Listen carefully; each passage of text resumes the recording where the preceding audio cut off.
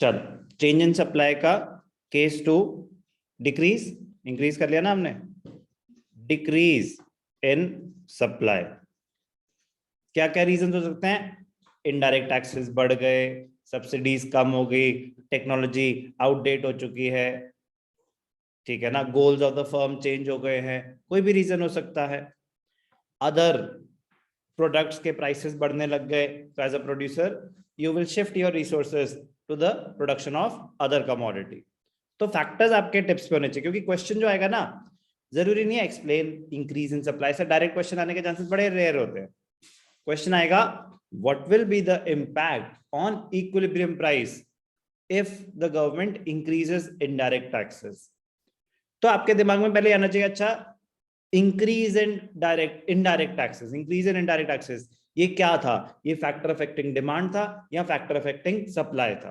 पहला क्वेश्चन तो आपको अपने आप से ये पूछना है। डिमांड कैसे कोई लेने देना नहीं, तो इसलिए कह रहा हूं कि फैक्टर्स छपे होने चाहिए दिमाग में, क्योंकि सबसे पहले तो ये आइडेंटिफाई, उस कहानी से आपको आइडेंटिफाई करना पड़ेगा कि ये क्या केस है। तो इनडायरेक्ट टैक्सेस बढ़े, फैक्टर अफेक्टिंग डिमांड नहीं है, फैक्टर अफेक्टिंग सप्लाई है।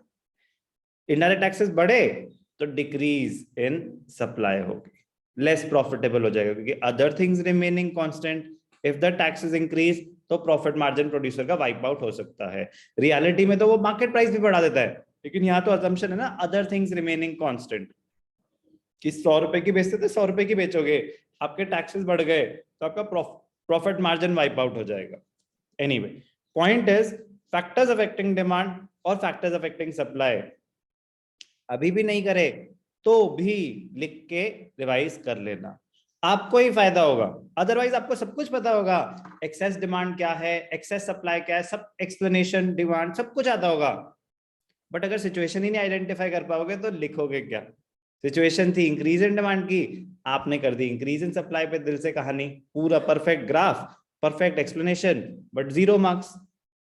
तो सिचुएशन आइडेंटिफाई करने के लिए वो चीजें काम आएंगी कि कब कौन सा। मैं कह रहा हूं ना, ये तो 4 ही सिचुएशन है, increase in demand, decrease in demand, increase in supply, decrease in supply. Situation तो छोड़ो, सिचुएशन तो एक्चुअली 2 ही हो सकती है, या तो एक्सेस डिमांड होगी या एक्सेस सप्लाई होगी, उसी पे कहानी है सारी की सारी।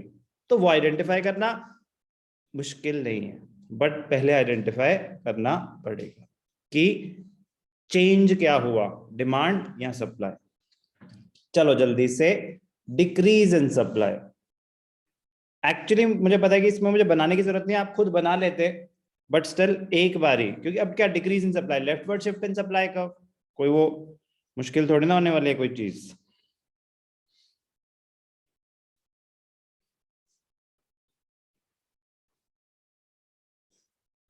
X Y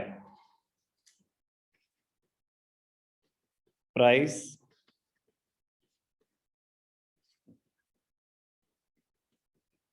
quantity, okay. सबसे ज्यादा टाइम तो मुझे कलर चूज करने में लगता है, इसीलिए कहते हैं ज्यादा ऑप्शन होना भी कभी कभी सही नहीं होता। डिमांड सप्लाई, अब क्या हुआ, चलो पहले इक्विलिब्रियम हाईलाइट कर देते हैं कि एग्जिस्टिंग क्या था।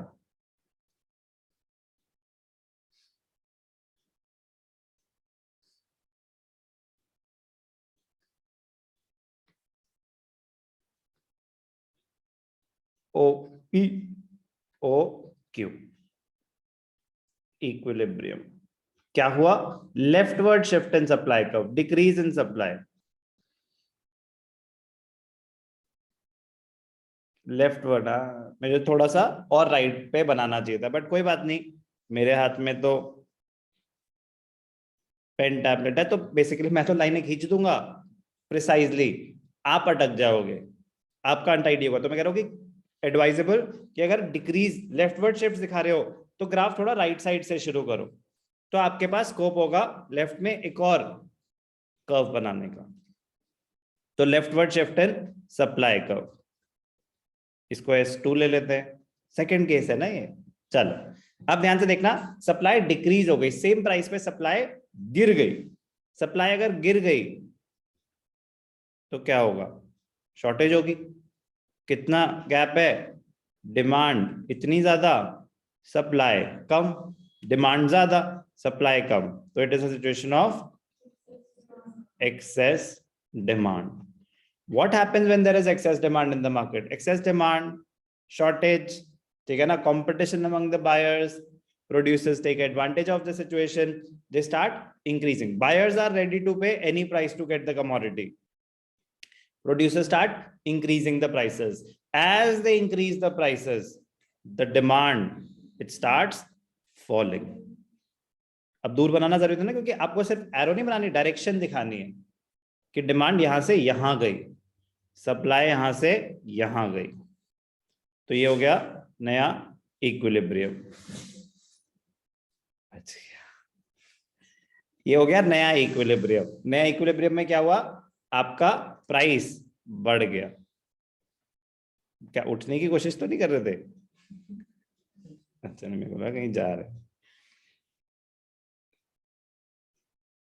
दिनचर्या आ गई थी पक्का ना? चल ध्यान से देखना, ये तो इंटरेस्टिंग है। P2 प्राइस बढ़ गया, प्राइस बढ़ गया, तो प्राइस बढ़ गया था, बट इक्विलिब्रियम क्वांटिटी गिर गई, इक्विलिब्रियम क्वांटिटी गिर गई। तो प्लीज आराम से, ध्यान से, जल्दबाजी नहीं, नीटली परफेक्ट ग्राफ होने चाहिए। फ्री के मार्क्स हैं ये, अगर एक बार चीज समझ आ जाए तो 6 मार्क्स में आते हैं ये। तो अभी कोई टर्म वन तो नहीं है ना कि objective type A B C D, no, this is pure economics. यहां मजा आएगा, पढ़ाई यही होती है यार। A B C D yes, that can be 25% of the paper, उसकी भी अपनी इंपॉर्टेंस है। That can not be 100% of the paper, that should not be 100% of the paper. आप ग्राफ्स कैसे बना सकते हो ऑब्जेक्टिव टाइप पेपर में? सीख नहीं पाओगे ना जो चीज एक्चुअली सीखनी थी। तो किस्मत अच्छी है कि टर्म 2 तो कम से कम सब्जेक्टिव है। तो प्लीज, मतलब पढ़ाई अब ढंग से करोगे तो जिंदगी में कहीं यूज कर पाओगे। चलो, डिक्रीज इन सप्लाई के एक बार जल्दी से एक्सप्लेनेशन भी लिख लेते हैं कीवर्ड्स के साथ। Decrease in supply, decrease in supply, decrease in supply, तो it is a situation of excess demand. तो पहला पॉइंट तो आपका ये हो जाएगा, इतना पिंक नहीं देख पाऊंगा, तो it is a situation of excess demand. Excess demand कब होती है? when the market demand is more than market supply. Shortage of product in the market. Competition among the buyers or consumers.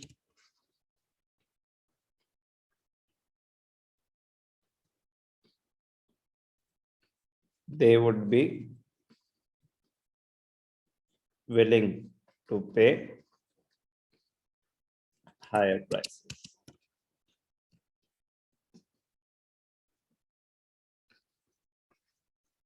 Producers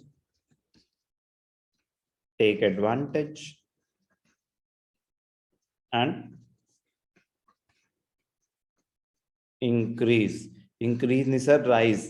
अबे वो demand और supply में use करना है, ऐसा नहीं कि आप इंक्रीज वर्ड यूज करना ही छोड़ दो। They increase the prices, prices की बात हो रही है। Producers take advantage and they increase the prices. As the prices rise, हमें कैसे पता चलेगा सर कब राइज कब इंक्रीज? बेटा वो तो इंग्लिश है, यहाँ पे इकोनॉमिक्स यूज नहीं हो रही। इकोनॉमिक्स यूज होती है डिमांड और सप्लाई में कि कब वो इंक्रीज है कब वो राइज है। ये तो नॉर्मल बातें चल रही है। एज द प्राइसेस राइज, तो लॉ ऑफ डिमांड की वजह से क्या होगा?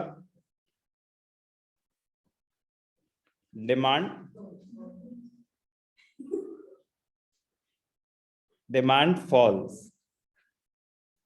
लॉ ऑफ सप्लाई की वजह से क्या होगा? Supply rises due to its own price, होता है मूवमेंट। तो क्या हुआ था? Demand demand demand demand demand falls, supply rises. तो प्लीज अब समझ आया ना कि ग्राफ जितनी दूर होता है दूसरा कर्व, तो हमारे पास उतनी स्पेस होती आर्चरी के लिए। तो चलो ये हो गई इसकी एक्सप्लेनेशन। फाइनल कंक्लूजन बहुत इंपॉर्टेंट है। नेक्स्ट पेज पे चले जाते हैं। This will be page number 5, this will be 6।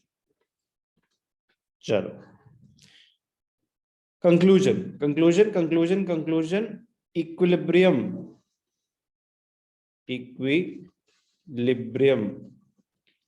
Price क्या हुआ था? एक्सेस डिमांड हुई थी तो बड़ा होगा। Equilibrium price rises,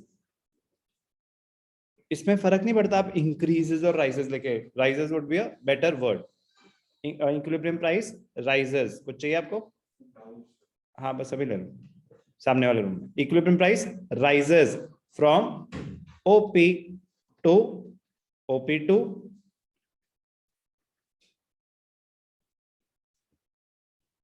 equilibrium quantity falls from OQ to OQ2. New equilibrium is attained at E2. चलो बेटा, 4 केसेस हो गए। Increase in demand, decrease in demand, increase in supply, decrease in supply.